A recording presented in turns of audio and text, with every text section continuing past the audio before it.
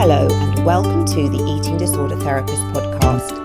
This is a podcast to help you find peace with food and overcome disordered eating. And I'm Harriet Frew, aka the Eating Disorder Therapist. And I'm so excited to share with you all kinds of stories, tips, information and guest interviews to help you on your journey in finding peace with food. So thank you so much for listening today. Now today I'm talking to Lisa Blane, who is a London-based wellness coach with a holistic approach to health and well-being. She is passionate about helping men, women and their families eat better and think positively about themselves. As a certified fitness instructor and nutritionist, Lisa aims to investigate the root cause of her clients' dietary problems so they can not only improve their health, address cravings, manage weight and strengthen the immune system, but also regain mental clarity and start living their lives with a sense of purpose. Lisa has a wealth of knowledge in supporting her clients in dealing with emotional eating, managing cravings and hunger, moving away from the weighing scales, practising mindful exercise and achieving good quality sleep. I'm really looking forward to this conversation and being inspired with self-care from a truly holistic perspective. Let's get to the interview. Hi Lisa, and thank you so much for coming on the podcast today. Hi, it's so lovely to be here with you. So Lisa, could you introduce yourself please to the listeners? Absolutely. I'm Lisa and I am a wellness coach. I am very interested and very passionate about wellness for everybody. And for me, wellness means looking after my clients' mindset and body at the same time in order to help them appreciate who they are now in this present moment. Okay, no, lovely. Thank you, Lisa. And I love the way that you almost have immediately kind of mentioned mindset, because I think so often with wellness, people might initially jump to thinking it's all about spiralizing your courgettes or, do you know what I mean? A very narrow perspective.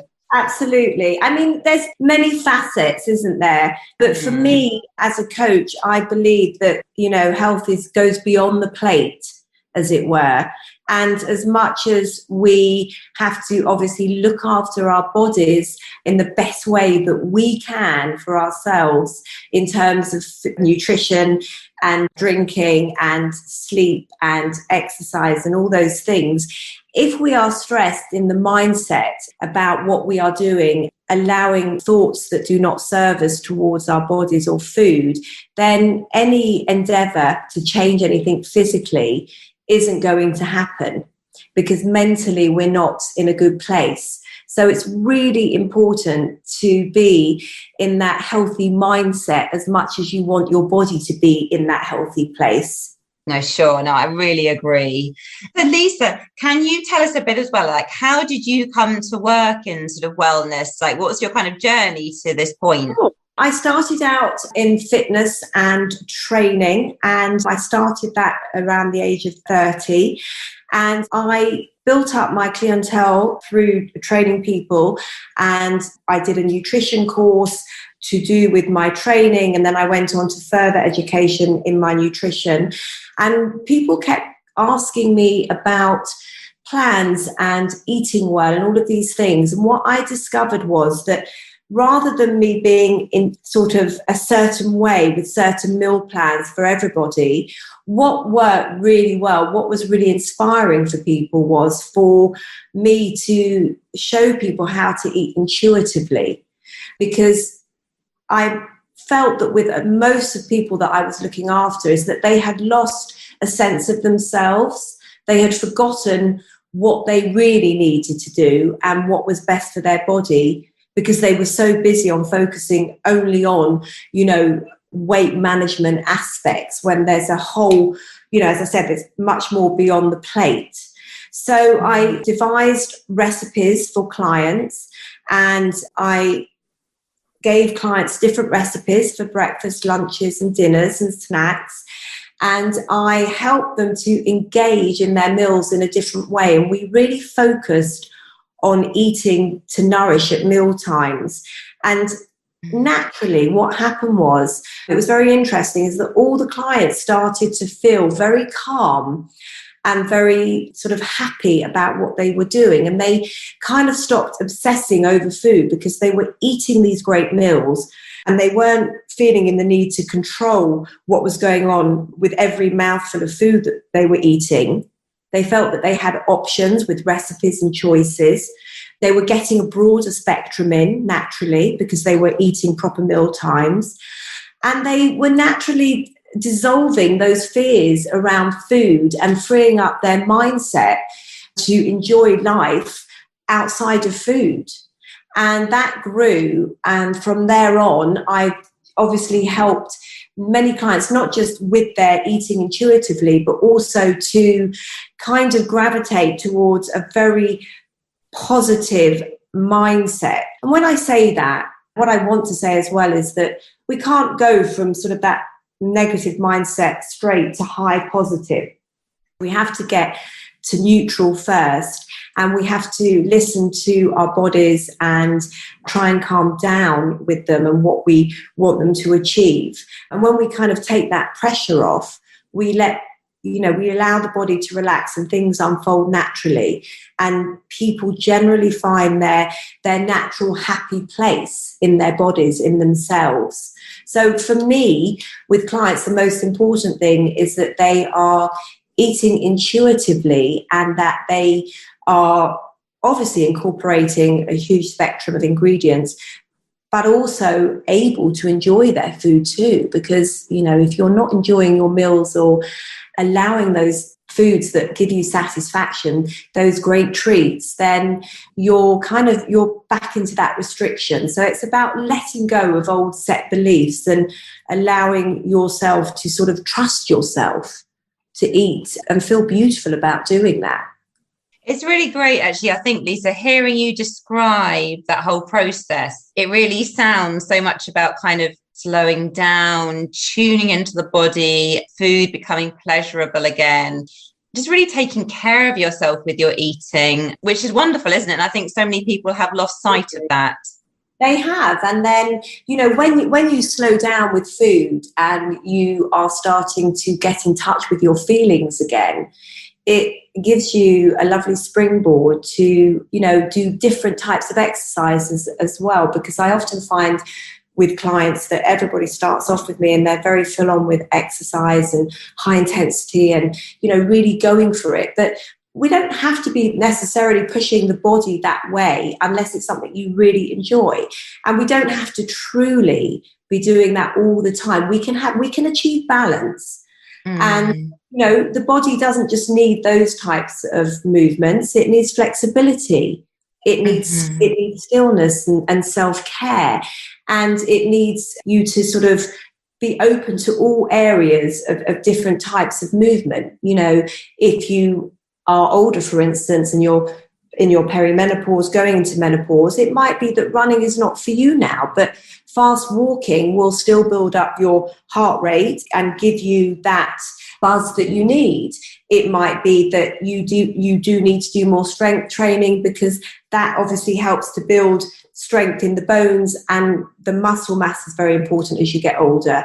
But you don't have to go for the heaviest muscles and sort of exercises and the hugest weights. You can go gentle and you will still get the results. I also think it's very important to not get too seduced with how people look on Instagram a certain way, strong, not skinny, looking, ripped and all of this. These are just all ways to sort of seduce us into getting to do that, to follow that particular platform.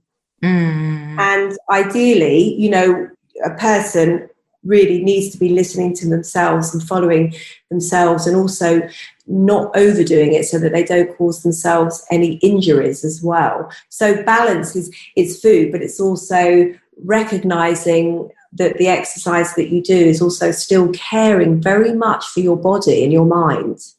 Yeah, no, I think such a good point as well, because I think I work with many people that struggle with sort of compulsive over exercise, and they really suffer from it, like frequently getting injured, having sort of perhaps a poor immune system from just driving themselves so hard, finding it difficult to sleep, experiencing high anxiety.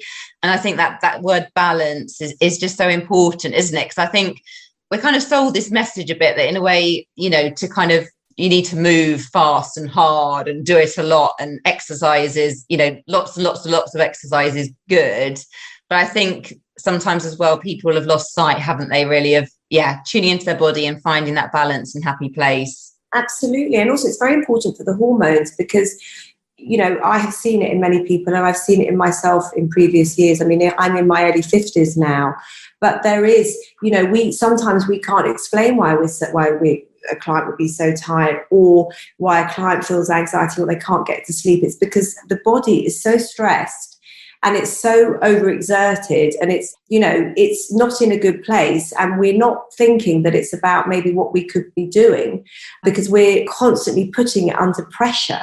So, and what we have to, I guess, acknowledge in our bodies is that, they are here looking after us every day, no matter what we do, no matter what pressure we put the body under. But we must listen to the signals, because obviously the body, wants to care for us. It wants us to be in a good place. And if we're not sleeping and if we're anxious, that is the body's way of saying, hang on a second, can we take a step back?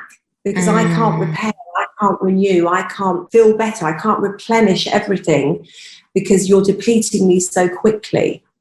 Yeah, no, so true, isn't it? Because I think as well, people just get caught in sort of that fight-flight response, don't they? Where, the body is flooded with adrenaline and cortisol. Yes. And they're just, like you say, not spending enough time really where there's enough time for repair and rest and soothing and relaxation. And we yeah.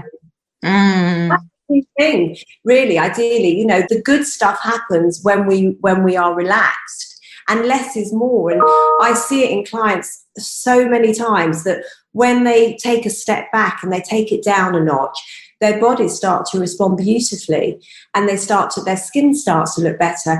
They don't look so drawn and so tired. They've got more energy. They're not so moody. They're sleeping better. Everything kind of gets back to that lovely flow of life, and I think that's really important because, we need to be living in our bodies really well. We want long, good life from our bodies, and we don't want to be in a situation where we have taken our bodies so far that we can't get back. Yeah, no, so true. And it's lovely actually hearing you talking, Lisa. Actually, I just feel a lot, very calm and tuned in. So it's really nice even you just talking about these things. It's good to be tuned in. And you know what, for anybody that wants to change that, give yourself time. I mean, I didn't arrive at this point in life always being this calm and intuitive and knowing. There have been lessons along the way, but there are never mistakes. There are lessons to be made and choices to be made. And remember that individually, everybody has a choice with their body to do as they wish. But the best choices that you can make for the body are the ones that make you feel good mentally and physically together, not separately. Because your whole body is, you're together with everything. And everything that we do affects our body and our mindset. We can't leave one without the other. One doesn't sort of catch up. It's there, Yeah. And I think that applies to both men and women, because obviously men feel the pressure. I have male clients too, and men feel the pressure as well about looking a certain way, and I guess, it's incredibly difficult because you've got all these people that you're looking at that you think that they look so incredible and everything, and it's all so perfect and they're always doing the right thing. But, reality is that life isn't always like that. Some weeks are great for exercise. Other weeks, especially in lockdown, it may not have happened for you. And I think it's very important to acknowledge that is actually okay. It's okay to have those weeks. We don't have to be going on this jaunt all the time. Yeah, no, definitely. It's not sustainable, is it? It really isn't. It's not sustainable. And also, then it becomes punishment rather than something that's pleasurable for you. And I think ideally when we're exercising and looking at meals and what we're eating, it should be something that is a form of enjoyment, because we eating meals every single day. And I know with clients, when they are in a mindset of having their meals, I can feel it, I can see it in them. They just suddenly feel so much calmer and they feel so much nicer. They start having better conversations with themselves, and they start to understand, that eating in a nice way at the table, having meals, doing things, cooking, recipes, taking time is incredibly nurturing for their bodies and their mental health as well.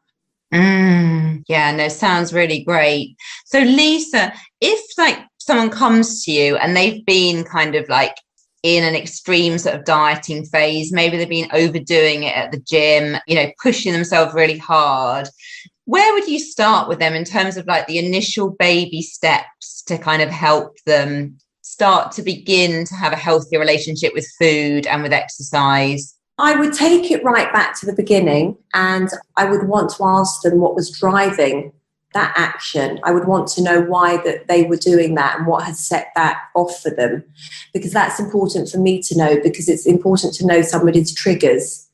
But I stay very present as well with clients, and I always keep it about staying mindful and explaining to them about the beauty of getting involved with their cooking and their meals and feeling every feeling that they have, because when you do that, food becomes much less fearful. Okay, and it's getting them involved, sort of not just making a meal and eating and rushing through it, so they don't have to think about it. Cooking for yourself is a form of self-care and self-love. So I do really emphasize recipes and cooking meals and sitting down at the table. Those sorts of things are the little things that really help.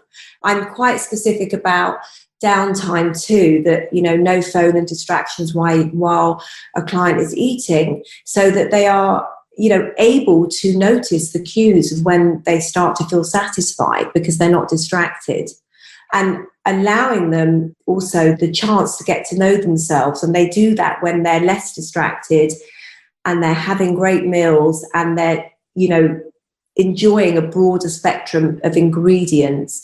Definitely the meals is one of the most important things, because often clients will come to me and say that they're not eating very much, or they miss meals, but then they end up snacking a lot. So I would prefer a client to have a meal rather than snacking, obviously depending on their lifestyle. But it's about re-educating a client that it's safe and proper to eat meals and not to miss meals.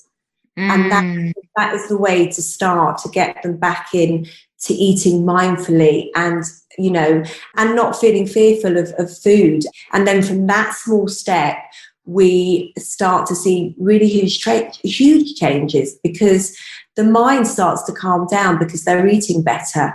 And you literally feed your mind, don't you, when you eat food? So that, from the mental perspective, that really helps with the meals. And then gradually it's re-educating on exercise and getting them to do things because they love them, but also respecting their boundaries and doing things, as I said, for pleasure and not as a punishment. I like clients to take time off at the weekend, because I believe that doing nothing is really good for the soul, and taking time out just to journal or to have a walk or prepare recipes for the week ahead is a really lovely way to sort of change your habits and get out of this sort of hamster wheel of constantly being on the go. Yeah, it's so interesting, isn't it? Because I just think such a strong theme there, so overarching theme. It is about self-care, isn't it? And just sort of slowing down, making time for yourself, being in the moment, just being much more present. And Absolutely. Absolutely. I think being in the moment with it is very important, because if you're rushing around, you can't acknowledge the good things that you're doing for yourself. You're so busy trying to be doing everything and not noticing what you're doing that you can't notice the small wins, and those are really important to make you feel good. Yeah, definitely. And you have a day that doesn't go to plan. That is absolutely, again, I always emphasize this to clients, one day where it hasn't worked out quite right for you does not mean that it's a bad day. It just means that it's just a day that something is different. And that's okay too. You're human. Sometimes, some days are more challenging than others when it comes to organisation and doing your thing. And other days are excellent for exercise, and other days you find it more challenging. And you wouldn't be human if you could just be relentless all the time. It would be a bit robotic if you were just constantly doing stuff all the time and not, that's the highs and lows of life and living in our bodies. Yeah, so you're really encouraging your clients to have much more kind of kindness and compassion towards themselves. Yeah, like you say, not expecting them to be a robot that just kind of keeps going, whatever. Absolutely. And I think, a lot of people have lost sight of being kind and having compassion to themselves. And we I've seen it in myself years ago, not now, because obviously wisdom and hindsight is a lovely thing, is that, berating ourselves into doing something in a particular style is most unhelpful, and it doesn't make us feel better in the long term. So, we need to be thinking long term, what is good for our health and also, to make us feel good, because ultimately it's only us that can make the changes and the choices, nobody else. We have to sort of acknowledge that we are responsible as adults for our bodies and we have to take care of them. Yeah, no, very true. So, and you talked as well about, sometimes someone's coming to you and they are under eating, or they're just driving themselves so hard or over exercising, and you might explore with them what's underneath that. What are some of the common themes maybe that you find when you explore that with your clients? I think the common theme is that they have forgotten how to eat properly, and they've started off exercising as a weight management strategy, and it's become it's become bigger than them, if you like. It's kind of ballooned, and they've lost sight of the enjoyment of doing something for that reason, for enjoyment and for changes, but in a healthy way. They've kind of lost sight. So if I was to have a client that was to come to me that was particularly unhealthily exercising and eating, I would be helping them go to neutral and slow right down, and be, very helpful in helping them reduce things and take it right back to basics, to have a complete reset and give the body a break. Because a lot of clients and a lot of people that I come across are not good at taking breaks. They're nervous to take breaks because they believe that if they do that, then all the results are going to go, or their body's going to fall apart, and that's not the case. So I almost teach them, trust me when I tell you this, that you can trust yourself to take a break, that you can take a step back from it, and you can reset yourself whenever you want. And I strongly believe that this year, obviously with things that we've had with the lockdowns and not exercising, obviously has been incredibly challenging for people, being at home and not being able to do the things that they would want to do. But I also believe it's been a great reset for people to sort of get to know themselves again and get reacquainted with their bodies and what they do. Because a lot of time people are doing stuff not because they love it anymore, but because they feel they have to. Yeah, no, it's so true, isn't it? Because I think I've spoken to quite a lot of people that have said, I'm not going to go back to the gym after lockdown. I think a lot of people have really stopped and reflected, haven't they? And, it's given that kind of thinking space and different perspective. It really has. So that, I've seen it with clients too, that exercise and movement and all of the things that they do should be part of a great life, but it should not be their life, because there is so much more to living life. And I think this year, because people have been cooking at home more, that's definitely helped with recipes and doing stuff and people coming out of their comfort zone. But I do believe it's also helped people understand that, it's actually really tremendous in helping them to change when they're at home and cooking in a different way, rather than, if they were out working and rushing around, maybe ordering a takeaway or eating on the go. This has kind of made us all slow down and know that we don't have to, we've got everything we need. If you don't want to exercise out in a gym, you can do it at home. You could find a different type of movement. there's no reason that, Pilates or yoga or stretching is not going to help the body. It is. And it's also going to help stretch the mind, which is really important, So I think it's good because it kind of helps relieve patterns, doesn't it, of outdated beliefs about yourself, about things that you do. You can kind of stop for a moment, get off the treadmill and take a breather and say, well, hang on a second. This is who I am now. What's working for me? What do I really want to do? And what can I leave behind? Yeah, it's almost kind of like a reset, isn't it? Which has been so valuable. Yeah, absolutely. Absolutely. And I think resets are really important for food and definitely for exercise because, a lot of people say to me that they're not always getting the results that they want with their exercise.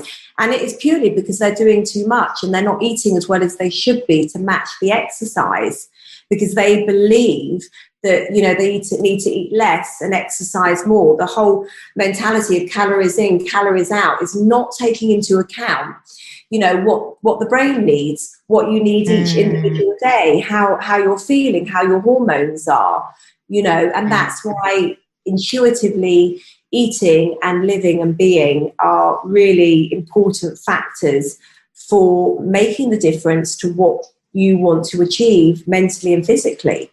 So Lisa, you talked a little bit about sort of sometimes if people have a bad day, sometimes they might be really hard on themselves and kind of, think things are failing maybe, or can you say a bit more about kind of some of the typical negative thinking styles or beliefs that can get in the way of someone having a healthier relationship with their body? I think what happens is with people, when they say to me about a bad day, is that maybe they've got up and, they've missed breakfast or they've fasted, for an example, and, and they've had a later lunch. But then later on in the day, because they've fasted or they've kind of overdone that fasting concept, or because they've decided they're not breakfast people, what happens is later on in the day, the body needs and wants to make up for that loss of nutrients and calorie deficit. So they end up maybe overeating later on in the day and into the evening.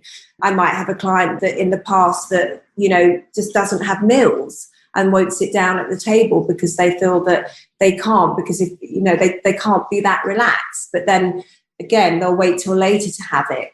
So, and a bad day for them would be that, they've done that, the restriction through the day, but they get to the evening and then obviously they're going to crumble because they're tired and they have a headache and they're exhausted and they're hyper because they haven't eaten properly. So the body's like completely stressed. And then they kind of do more damage that way because they've waited right to the end of the day to have a meal rather than gradually supplying the body with a good source of nutrients through the day. Yeah, no, sure. So do you think as well, do you find that some of your clients have that kind of all or nothing thinking as well, where, they see things in very black and white terms and maybe that can kind of hinder their progress in terms of taking care of themselves? Yeah, absolutely. I mean, with clients, it's difficult for them to have grey areas. I might have a client that wants to exercise 5 or 6 times a week.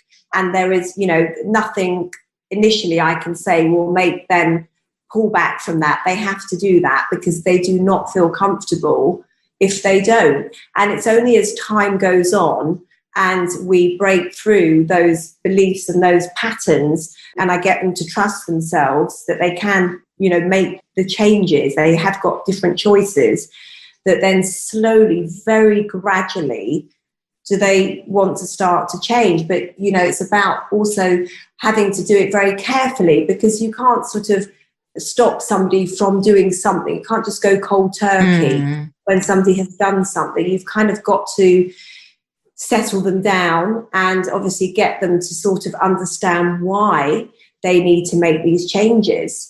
And once they understand and they grasp the fact that it's safe, it's okay for them not to do everything exactly as they were doing it, and maybe it's not serving them. And when they understand and recognize that in themselves, that's when they change. Yeah, no, it's so true, isn't it? It's got to come from the individual, hasn't it? And in terms of like really that individual looking at the situation, assessing it, understanding perhaps the deeper things that are going on, and coming to a point themselves. Yeah, they're not going to be able to do it just by you kind of giving them a bit of advice or something. You're going to give them guidance and assurance, and help them create something new for themselves. But you cannot make anybody do something that they don't want to do. And obviously everybody that I look after is an adult, so they have free will. They have a choice. What happens is, through the first month or so, they see such great transformational changes, and I'm not even talking physically, I mean mentally. They feel so much better that they want to carry on. They want it to get better because they're starting to like how they feel and how they're speaking to themselves. Yeah. And then once you've got that breakthrough, then it kind of opens the floodgates for all the positive things to come through. Yeah. Sure. So Lisa, as well, how do you help your clients as well? If they're suffering from really poor body image, do you have any particular sort of tips or things that you help to, support them with that? Yes.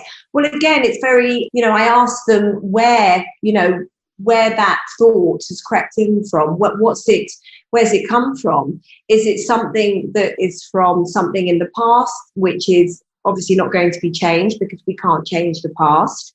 Is it something that they're thinking presently now? And is it some type of form of, self-sabotaging thoughts for them because they're in this habitual mindset? And also, I have to get them to understand that when they talk to themselves in that way about their food and their body image, that the only person that they're really hurting is themselves. They're they're just sort of damaging themselves more by speaking to themselves in that sense about themselves. And I try to create a sort of space for them to recognize that, actually they are incredible. People are incredible. We've got these incredible bodies that do all this stuff with us. And do they recognize that, you've got your arms, your legs, you can see, you can hear, you can think, you can feel. You have all these wonderful senses. But obviously, you need to think about it and make better and different choices and thoughts about yourself every day. It's a very slow process, I think, because we are hardwired to speak to ourselves in an unkind way, because we're telling ourselves these things because we believe it to be true, but it's not. People's body image is poor because they're not looking at themselves correctly. Yeah, it's so tricky, isn't it? And I think it's a hard thing to grasp, isn't it? I think that in a way your thoughts aren't facts. But if They're you've... opinions. Yeah. Yeah. But it's hard, isn't it? Because I guess if you've experienced something, say, for example, bullying or something in relation to your body image when you were very young, it feels like some of these thoughts are very true because there's a strong emotion attached to them. So no wonder it's hard to shake them. It's building self-esteem. And I guess for every thought that a client would say to me, I don't feel this about my body, I don't feel good, I would say, please tell me the opposite. Tell me something good. Let's find something that, changes that thought that you're thinking about your body. Who told you that? And often a client will say to me, no one. I've told myself that. Because, yes, self-sabotaging thoughts. And I totally get that sort of childhood, mentality where maybe you were slightly the awkward kid at school, or you were, the one that, people picked on, or things like that. And that makes it incredibly challenging because obviously that leaves you feeling, vulnerable. So you've got that self-talk and that self-belief going on in your head. But I guess as an adult, we have to take responsibility for that and say, hang on a second, I don't have to believe that. That's not necessarily true. It's not true. Yeah. That was then, and this is me now. Yeah, no, it's so true, isn't it? It's being able to kind of like almost have some distance from those thoughts and feelings, and to realize, like you're saying, in a way, taking responsibility as an adult and realizing actually you can make a choice now to be much kinder and to be more self-aware of your self-talk. And of course that is hard, but it's like, isn't it? It's like anything, I guess. It's like with practice and repetition, you can really begin to change that quite powerfully. Well, we both know, don't we, that the mind is a muscle. So we have to work it differently. If you do the same repetitions, like you were saying, with the same thoughts and the same words, you're not going to change anything. But if you change how you speak to yourself, you change, what kind of comes back at you. And it's hard because it's about sort of starting to look in the mirror, and it's so hard for us all to do that, isn't it? And to say, well, actually, I look great today. And we have to keep doing these things to ourselves and the more we do it, the more comfortable we will then get to feel about sort of, acknowledging that actually we're really great as we are. Because let's be honest, we're, from a perspective of coaching people, there's no such thing as perfection. We know that. There's only self-care and consistency to work with. And, if you could sort of let go of the perfection thing, then that also helps you moving forward to know that it's okay. It doesn't matter. You're still great as you are. Yeah, no, sure. It's being able to just offer yourself that kind of like, you're good enough, almost being able to kind of say those kind words that maybe you didn't receive as a child, or, it's the words that you needed to hear, maybe to feel I'm okay. Yeah, totally. And I think that also, as we get older, we have to recognize as well that, just because we didn't get it as a child, or there was something that didn't help us improve our self-esteem, doesn't mean to say that we can't build our own self-esteem. We are in control. We can do that for ourselves as an adult. We have the choice to talk kindly or unkindly to ourselves.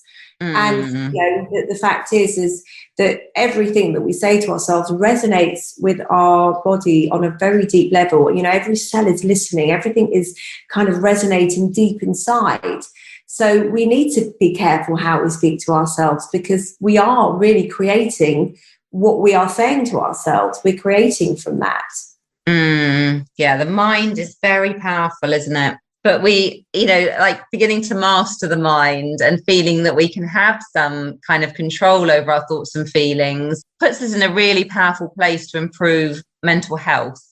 Absolutely. I think that's the key. I mean, that's a great word that you just said. I mean, it is powerful when we can acknowledge that, we can be kind to ourselves and get better results as well. The better, the kinder and the nicer we are to ourselves, the better stuff happens. When you're in that negative place all the time, and it's very hard to feel good about yourself when you're in that place. But we have to believe that, we can create what we want. But we have to work at it, and we have to do it daily, whether that's writing, journaling, whether that's, finding a couple of mantras that resonate with us to help us, and also just gently and slowly working, finding and working on a solution. Yeah, no, I love that. So Lisa, if you could recommend sort of like your top 3 tips that maybe you even practice yourself in terms of like really maintaining, like great mental well-being and physical well-being, what would they be? I think my top 3 tips would be that for me, every day is a fresh day. So I think that's really important. Look at every day as a new and fresh day. And I think also my second tip would be to eat, with enjoyment first and foremost, and, have every meal and treat every meal as a time to nourish yourself and respect yourself as well. You're not eating for the sake of it. You're eating because you want to create something healthy and happy for yourself. So every day, one thing I do every day, meals are very important for me every day, because I want to feel nourished, because I want my mind to be able to function properly. I want to be able to sleep well. I don't want to feel stressed. And, fuel and water are essential for life. So that is very important, I think. And the third thing, I think, for me is that whatever is going on, whatever the weather is like, one thing I do every day is get outside to nature, whether that's a walk with my dog or just a walk on my own. But being outside really helps to put things into perspective.